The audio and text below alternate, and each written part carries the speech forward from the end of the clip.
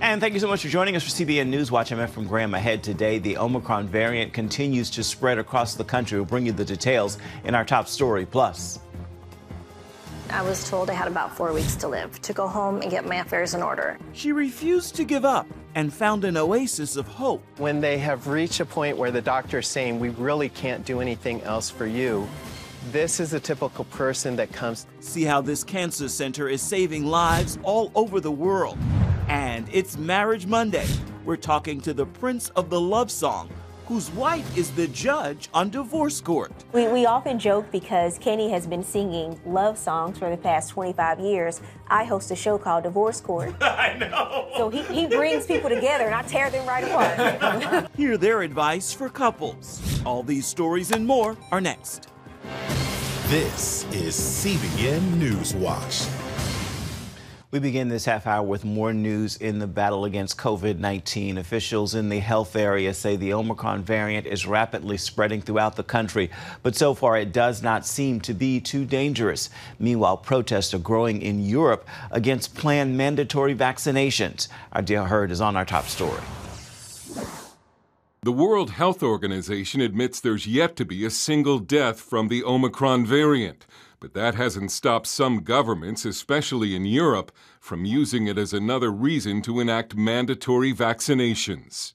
Here in the U.S., Omicron cases are now confirmed in at least 17 states. We have several dozen cases, and we're following them closely, and we are every day hearing about more and more probable cases. But so far, Omicron does not seem to be dangerous. Initial studies show it has a similar genetic structure to the common cold, making it more transmissible. But in South Africa, where Omicron first emerged, hospitalizations have not increased significantly. We really got to be careful before we make any determinations. But thus far, the signals are a bit encouraging regarding the severity. Peter McGinn of Minnesota tested positive for Omicron after a visit to New York City. He had been fully vaccinated and received a booster. Kind of feeling that tired. I kind of felt bad for about a day. Did my absolute best to follow the guidelines. I had my mask on the entire time. COVID guidelines and restrictions have become a significant issue in Europe, where some nations are requiring citizens to be vaccinated. And that has sparked massive and sometimes violent demonstrations across the continent. This Belgian woman says, I don't agree with the mandatory vaccinations because these vaccines, I don't think they're great yet.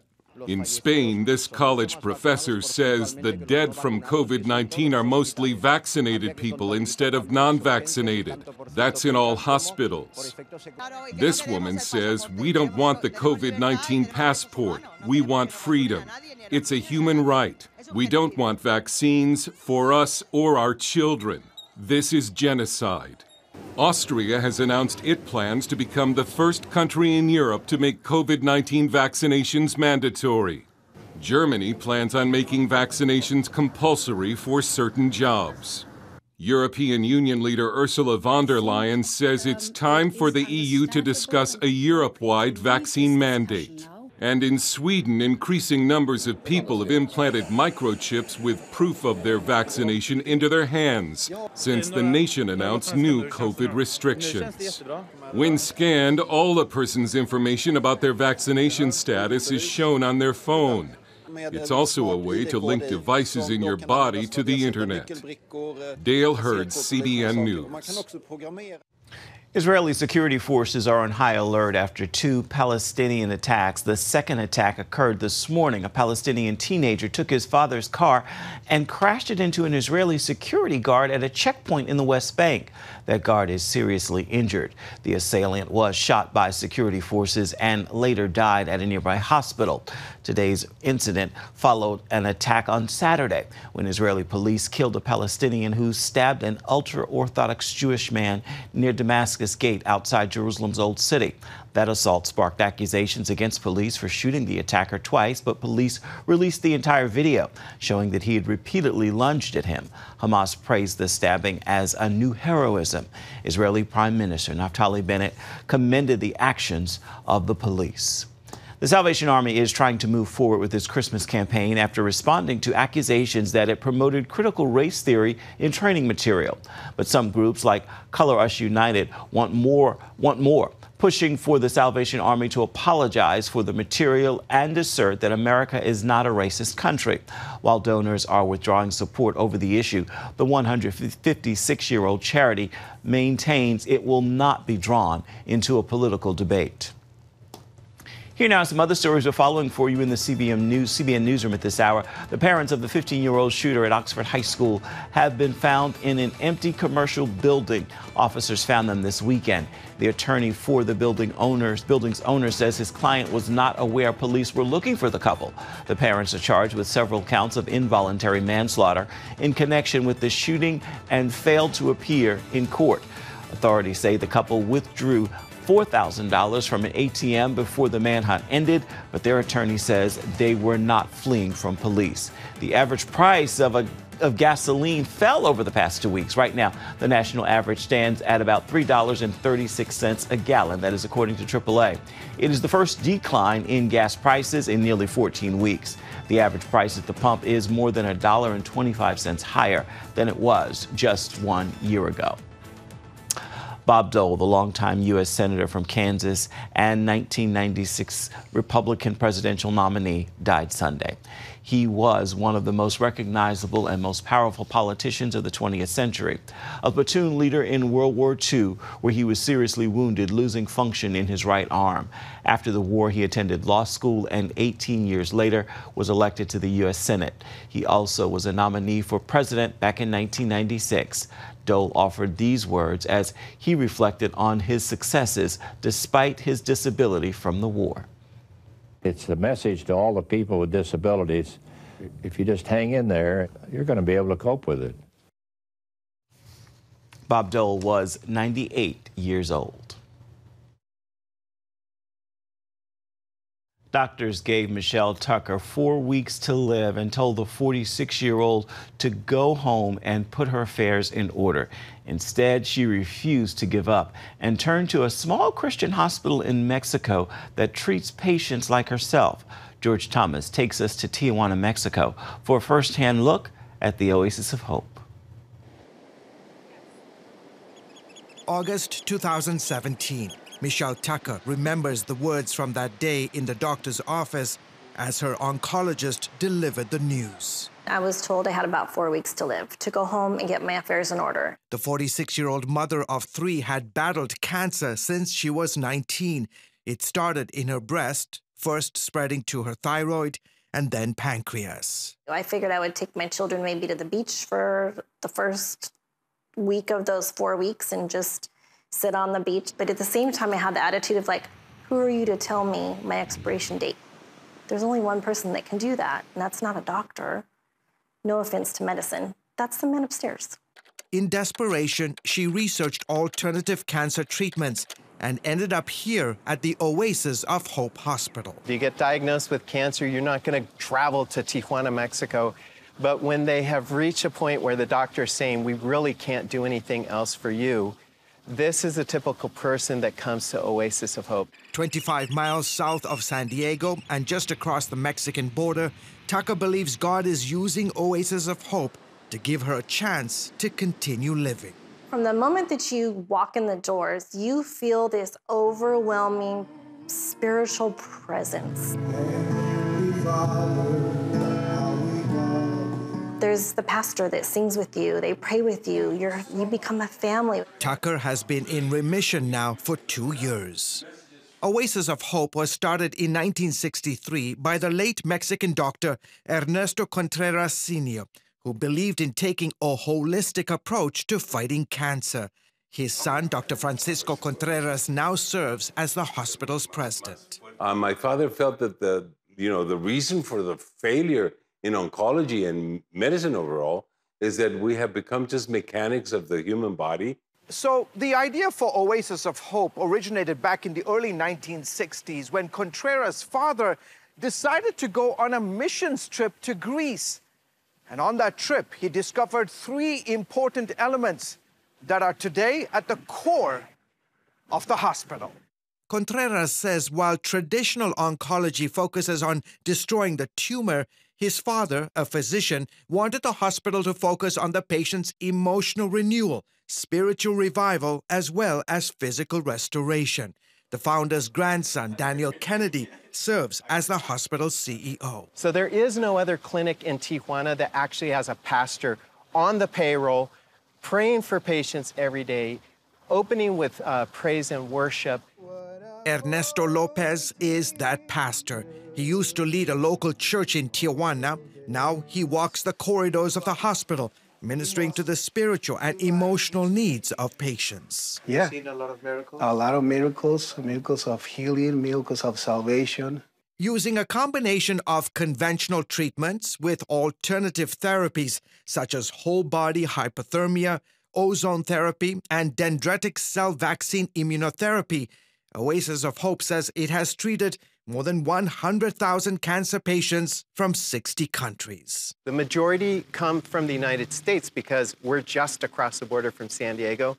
So you're in charge of everything that lands on a patient's table here at Oasis. Rosa Tesada is the hospital's nutritionist.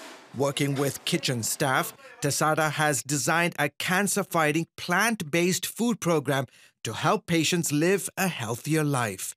90% of the meals served here are vegan-based. Okay, so we don't want to make anybody feel like you have to leave your old life back. Just let's add some new, more greens, more vegetables, and then just kind of enjoy food and go along with it. The hospital grows vegetables on its rooftop garden and teaches patients how to prepare healthy meals. So what we do is help them to see, hey, you can make very healthy dishes very fast and very easy. There remain several opinions on this alternative approach and others.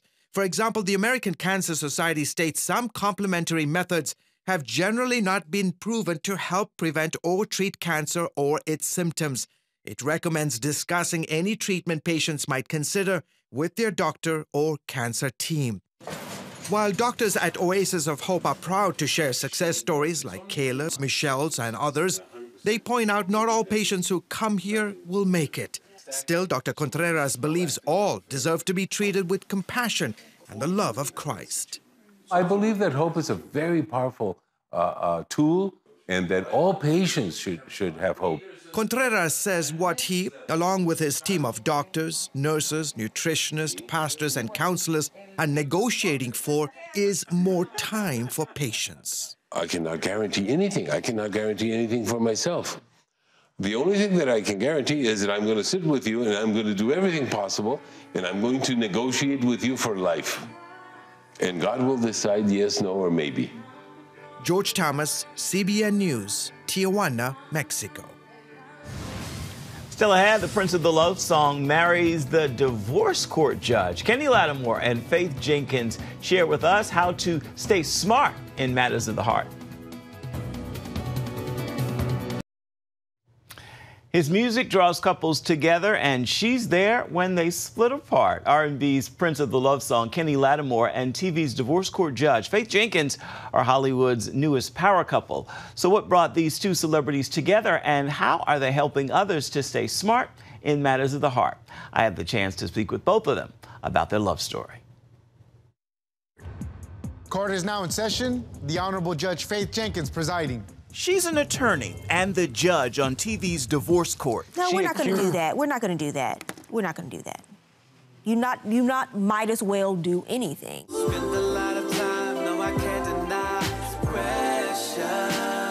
He's R&B's Prince of the Love Song. With yet another project climbing the charts. We often joke because Kenny has been singing love songs for the past 25 years. I host a show called Divorce Court. I know. So he brings people together and I tear them right apart. Faith Jenkins and Kenny Lattimore laugh often, sharing their love story and their journey to marriage.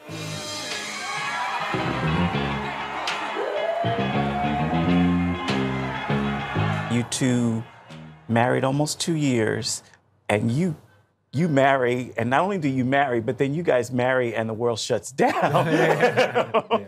What was the Lattimore household like? What was it like? Wow. It was a beautiful thing. One, on the music side, I would say, Faith became the muse and the inspiration behind all of the lyrics that were on the album. I wasn't really going to do a contemporary album. I was going to do a Frank Sinatra, Nat King Cole project. That was really my goal. I thought it was an interesting time because I got to know Faith in a different way. We laugh at the whole quarantine thing in respect that the time that we were able to spend together in quarantine may equal 5 years compared to what I would have normally been able to spend with her because of my travel schedule and all that. I would have been in and out of visiting her at divorce court and all that, but I would have been on the road. But it was like God said, no, you're gonna stop. The whole world's gonna stop. And the timing was perfect for us to get to know each other on a deeper level. That time has also given birth to his wife's new book, Sis, Don't Settle. The subtitle, How to Stay Smart in Matters of the Heart. So, did Faith have a period of being dumb in matters of the heart? She sure did. And you're going to read all about it in the book. I know, I've read. So I told the stories. I told the stories. And that's what it's really about. I was out in the dating streets for 15 years before I met my husband and learned a lot of things the hard way. Learned them by going through the lessons. It was trial and error because I didn't have this huge example of what love looked like in my life growing up. Wow. And it was rough. And I learned a lot of things, and but I learned from them. And that was the key, learning. And I wrote about them in the book because I feel if I share some of my stories and some of my experiences, other people can learn from them too. Why another book about relationships? And I'm asking this because you sort of detailed at the start why another book, but why another book? And I was a person who read all the relationship books. Wow. But there was no one like me writing them. I would read a lot of books about relationships from men, other women who didn't have similar experiences, and I wanted to write something that I would have wanted to read when I was single and trying to navigate life and love. So not only do I give women encouragement because I was single for a long time. I remember turning 35. And where I'm from, down in the South, you not being married at 35 is like seeing a dog walk on its hind legs. It's very strange. And so I want to encourage women who are waiting until they meet the right person, but still getting all those questions about why aren't they married. I want to encourage them, but I also, Ephraim, wanted to give really practical advice on what to do in all of these different dating scenarios that you might encounter, because I encountered a lot of them. But I had an epiphany in the process that it wasn't about finding the right person, it was about becoming the right person. Because when you became the right person and you knew who you were smarter about making the decisions, and you were faster to make the right decisions about what was right and what was wrong for you. While Kenny has mastered singing love songs, he's seen the other side and suffered through divorce. Kenny, you meet your wife and you guys become fast friends. Were you looking for love, or were you been there, done that? Oh, no, I was. Okay. I had done the work that she's talking about. I had a period of, do you like Kenny? Just dealing with me and where I am in my life. And am I settled? Am I whole? Am I healthy? What do I have to really offer in a relationship? Because I believe that relationships should be sacrificial. They're service. So that period really put me in a position where I was like, I think I'm ready to date now with some seriousness. Not just I want to go out and have some fun, or I just want to hang out, whatever, but that I'm really ready for a committed relationship that I believe would bless my life and I would bless somebody else's. And together,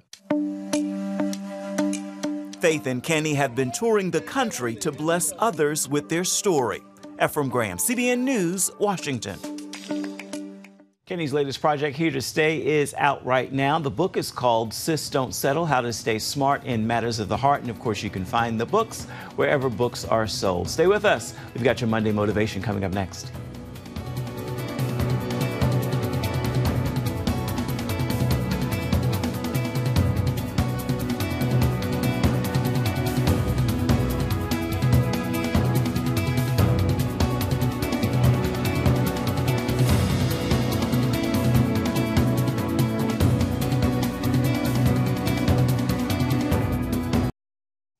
The annual Christmas market returned to Bethlehem, and buyers were out to shop in droves. The city's mayor says the market used to run for a day or two, but they extended it to 10 days this year to help the sellers. One shopper says it is important to bring business back to the historic area and to get life back to normal.